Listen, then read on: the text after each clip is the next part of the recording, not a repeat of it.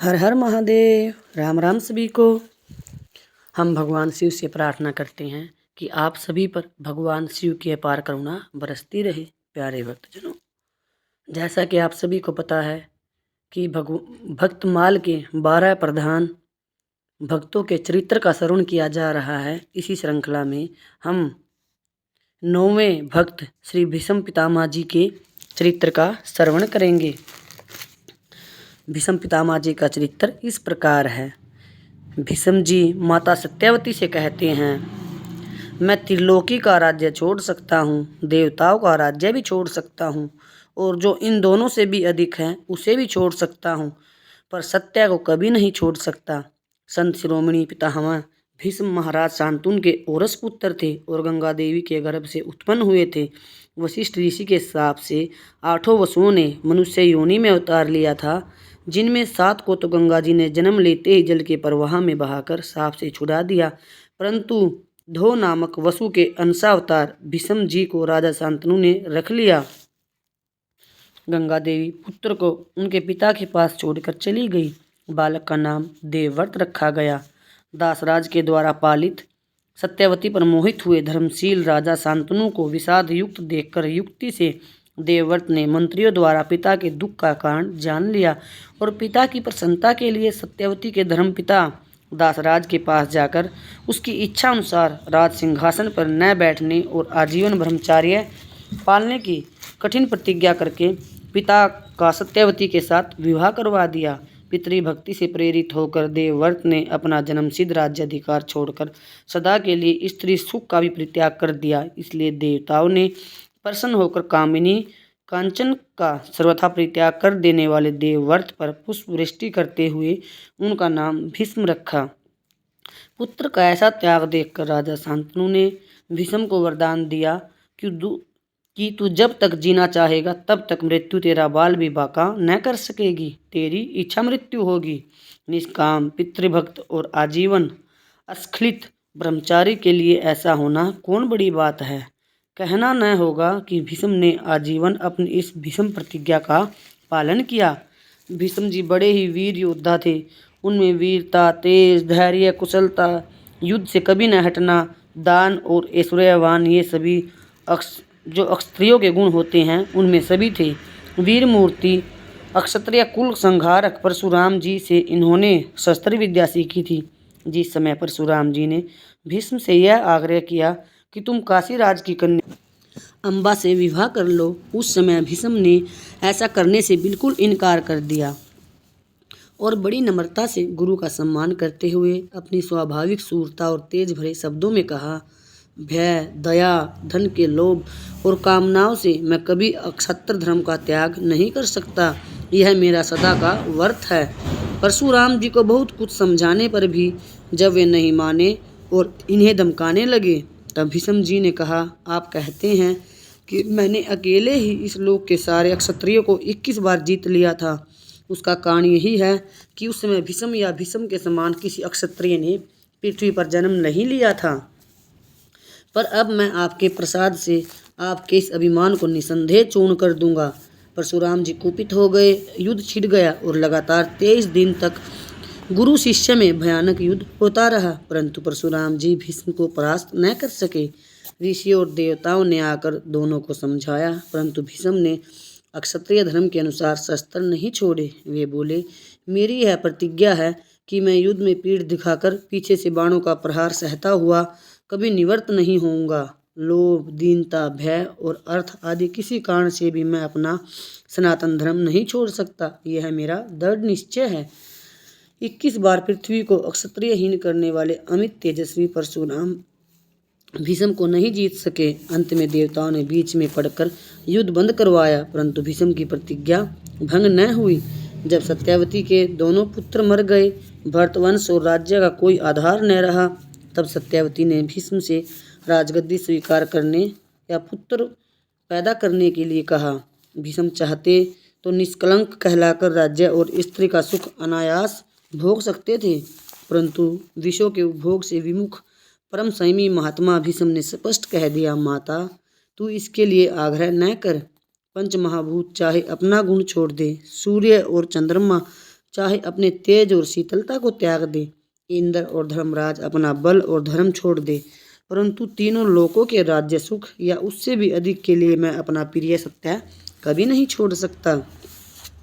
भीष्म जी ने दुर्योधन की अनीति देखकर उसे कई बार समझाया था, पर वह नहीं समझा और जब युद्ध का समय आया तब पांडवों की ओर मन होने पर भी भीष्म ने बुरे समय में आश्रयदाता की सहायता करना धर्म समझकर कौरवों के सेनापति बनकर पांडवों से युद्ध किया। वृद्ध होने पर भी उन्होंने 10 दिन तक तरुण योद्धा की तरह लड़कर रणभूमि में अनेक बड़े बड़े वीरों को सदा के लिए सुला दिया और अनेकों को घायल किया। कौरवों की रक्षा असल में भीष्म के कारण ही कुछ दिनों तक हुई। महाभारत के 18 दिनों के संग्राम में 10 दिनों का युद्ध अकेले भीष्म जी के सेनापतित्व में हुआ। शेष 8 दिनों में कई सेनापति बदले। इतना होने पर भी भीष्म जी पांडवों के पक्ष में सत्य देखकर उनका मंगल चाहते थे और यह मानते थे कि अंत में जीत पांडवों की ही होगी। भीष्म जी ज्ञानी, दृढ़ प्रतिज्ञ, धर्मविद, सत्यवादी, विद्वान, राजनीतिज्ञ, उदार, जितेंद्रिय और अप्रीतम योद्धा होने के साथ ही भगवान के अनन्य भक्त थे। श्री कृष्ण महाराज को साक्षात भगवान के रूप में सबसे पहले भीष्म जी ने ही पहचाना था।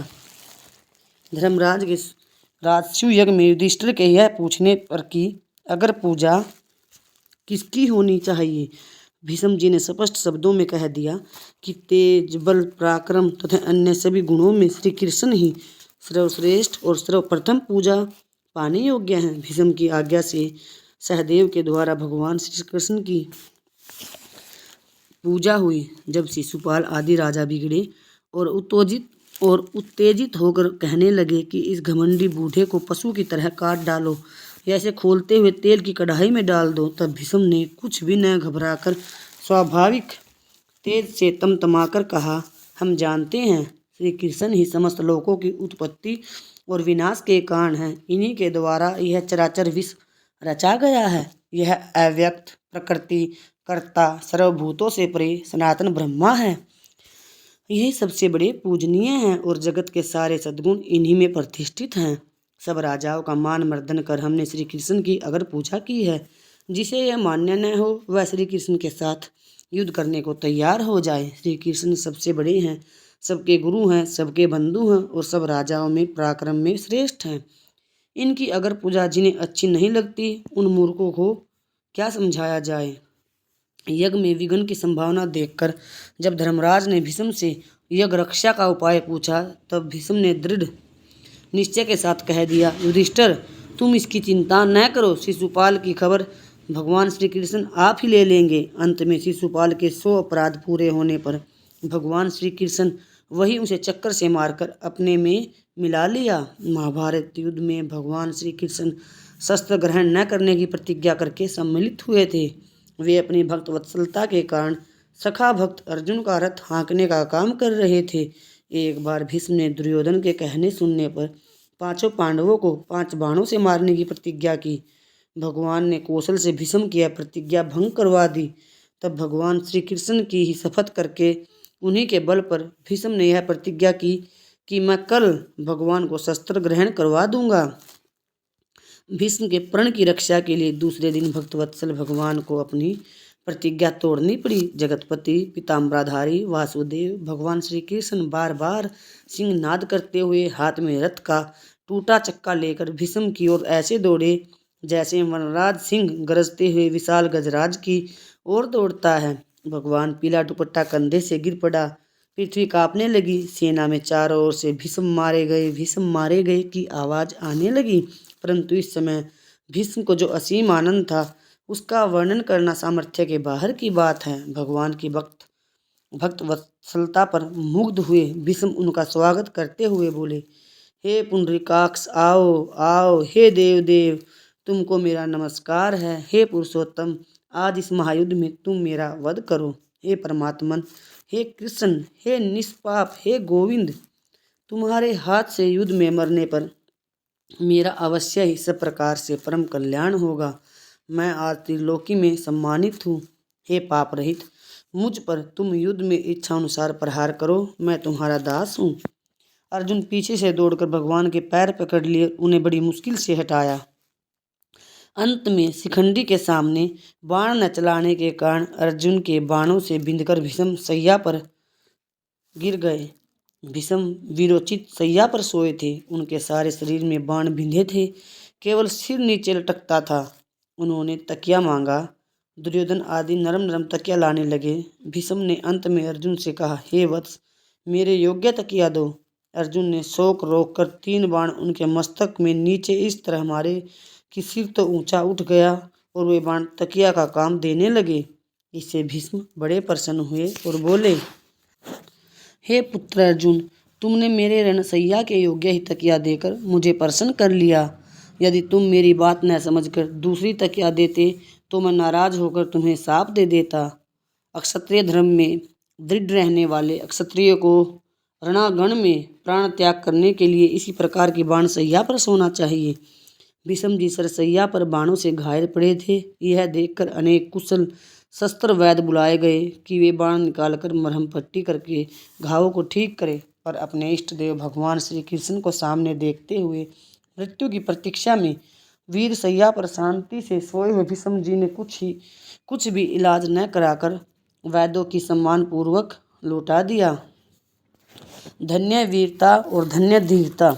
ऐसे भीष्म पितामह जी की 8 दिन के बाद युद्ध समाप्त हो गया। धर्मराज का राज्याभिषेक हुआ। एक दिन युधिष्ठिर भगवान श्री कृष्ण के पास गए और दोनों हाथ जोड़कर पलंग के पास खड़े हो गए। प्रणाम करके मुस्कुराते हुए देखकर धर्मराज बोले, हे प्रभु, आप किसका ध्यान करते हैं, मुझे बतलाइए, मैं आपके शरणागत हूँ। भगवान ने उत्तर दिया, धर्मराज, सरसैया पर सोते हुए नरसार्दूल भीष्म मेरा ध्यान कर रहे थे। उन्होंने मुझे स्मरण किया था, इसलिए मैं भी भीष्म का ध्यान कर रहा था। हे भाई, इस समय मैं मन द्वारा भीष्म के पास गया था। फिर भगवान ने कहा, युधिष्ठिर, वेद और धर्म के सर्वोपरि ज्ञाता, नैष्ठिक ब्रह्मचारी, महान अनुभवी कुरुकुल सूर्य पितामह के अस्त होते ही जगत का ज्ञान सूर्य भी निस्तेज हो जाएगा। इसलिए वहाँ चलकर कुछ उपदेश ग्रहण करना हो तो कर लो। युधिष्ठिर भगवान श्री कृष्ण महाराज को साथ लेकर भीष्म के पास गए। बड़े बड़े ब्रह्मा वेता ऋषि मुनि वहाँ उपस्थित थे। भीष्म ने भगवान को देखकर प्रणाम और सत्वन किया। श्री कृष्ण ने भीष्म से कहा, उत्तरायण आने में अभी 30 दिन की देर है। इतने में आपने धर्मशास्त्र का जो ज्ञान संपादन किया वह युधिष्ठिर को सुनाकर इनके शोक को दूर कीजिए। भीष्म जी ने कहा, हे प्रभु, मेरा शरीर बाणों के घाव से व्याकुल हो रहा है। मन बुद्धि चंचल है, बोलने की शक्ति नहीं है, बारंबार मूर्छा आती है। केवल आपकी कृपा से ही अब तक जी रहा हूँ। फिर आप जगत गुरु के सामने मैं शिष्य यदि कुछ कहूँ तो वह भी अविनय ही है। मुझसे बोला नहीं जाता, अक्षमा करें। प्रेम से छलकती हुई आंखों से भगवान गदगद होकर बोले, हे भीष्म, तुम्हारी ग्लानि, मूर्छा, व्यथा, सुधा, क्लेश और मोह सब मेरी कृपा से अभी नष्ट हो जाएंगे। तुम्हारे अंतःकरण में सब प्रकार के ज्ञान की स्फुरना होगी। तुम्हारी बुद्धि निश्चयात्मक हो जाएगी। तुम्हारा मन नित्य सत्व गुण में स्थिर हो जाएगा। तुम धर्म या जिस किसी भी विद्या का चिंतन करोगे उसी को तुम्हारी बुद्धि बताने लगेगी। भगवान श्री कृष्ण ने कहा, मैं स्वयं उपदेश न करके तुमसे इसलिए करवाता हूँ कि जिससे मेरे भक्त की कीर्ति और यश बढ़े। भगवत प्रसाद से भीष्म के शरीर की सारी वेदनाएं उसी समय नष्ट हो गई। उनका अंतःकरण सावधान और बुद्धि सर्वथा जागृत हो गई। ब्रह्मचर्य, अनुभव, ज्ञान और भगवत भक्ति के प्रताप से अगाध ज्ञानी भीष्म जिस प्रकार 10 दिन तक रण में तरुण उत्साह से झूमे थे, उसी प्रकार के उत्साह से उन्होंने युधिष्ठिर को धर्म के सब अंगों को पूरी तरह उपदेश दिया और उनके शोक संतप्त हृदय को शांत कर दिया। इस प्रकार भगवान के सामने ऋषियों के समूह से गिरे हुए धर्म चर्चा करते हुए जब उत्तम उत्तरायण काल आया तो भीष्म जी मौन हो गए और उन्होंने पीताम्बरधारी भगवान श्री कृष्ण में पूरी तरह मन लगा दिया। फिर उनकी स्तुति करते हुए बोले, मैंने इस तरह उन यादव पुंगव एवं सर्वश्रेष्ठ भगवान श्री कृष्ण में कामना रहित बुद्धि अर्पित कर दी है, जिस आनंद में ब्रह्मा से प्रकृति का संयोग होने पर यह संसार चलता है। त्रिभुवन सुंदर एवं तमाल तरु के समान श्याम शरीर और सूर्य किरण से गौरवर्ण सुंदर वस्त्रों को धारण किए और अलकावली से आवृत सुशोभित मुख कमल वाले अर्जुन के मित्र श्री कृष्ण में मेरी निष्काम भक्ति हो। ऐसे भगवान श्री कृष्ण में मेरा मन रमण करे। उन परमेश्वर श्री कृष्ण के चरण कमलों में मेरी रति हो। युद्ध में मैं शस्त्र नहीं ग्रहण करूंगा। अपनी इस प्रतिज्ञा को त्याग कर मैं श्री कृष्ण को शस्त्र ग्रहण करा दूंगा। मेरी इस प्रतिज्ञा को सत्य करने के लिए रथ से कूदकर रथ का चक्का हाथ में लेकर जो मुझे मारने को इस तरह वेग से दौड़े जैसे हाथी के मारने को सिंह दौड़ता है। तब पृथ्वी उनके प्रतिपद में कांपने लगी और कंधे से दुपट्टा गिर गया। वैसी शोभा को प्राप्त हुए उन श्री कृष्ण की शरण में हूँ। मेरे पहने बाणों के प्रहार से कवच टूट गया और श्याम सुंदर का शरीर रुधिर से लाल हो गया। तब जो मुझ सशस्त्र को मारने के लिए वेग से दौड़े हुए भक्तवत्सल भगवान मेरी गति हो। वही सर्वश्रेष्ठ जगत पूज्य पर ब्रह्मा इस समय मेरे नेत्रों के सामने है। ओ भाग्य, मैं कृतार्थ हो गया। अब जन्म कर्म रहित और अपने ही उत्पन्न किए प्राणियों के हृदय में जो एक होकर भी अनेक पात्रों में पड़े हुए प्रतिबिंबों द्वारा अनेक प्रतीत होने वाले सूर्य की भांति अनेक रूप प्रतीत होते हैं, उन ईश्वर श्री कृष्ण को भेद दृष्टि और मोह से शून्य चित्त द्वारा मैं प्राप्त हुआ। 135 वर्ष की अवस्था में उत्तरायण के समय सैकड़ों ब्रह्मावेत्ता ऋषि मुनियों के बीच इस प्रकार साक्षात भगवान श्री कृष्ण की स्तुति करते हुए आत्मरूप भगवान श्री कृष्ण में मन, वाणी और दृष्टि को स्थिर करके भीष्म जी परम शांति को प्राप्त हुए। प्यारे भक्तजनों, आप सभी ने श्री भीष्म पितामह जी के चरित्र का श्रवण किया। आपने अपना कीमती समय दिया और इस कथा का श्रवण किया। उनके लिए आप सभी के चरणों में कोटि कोटि प्रणाम। धन्यवाद सभी का। राम राम सभी को। हर हर महादेव।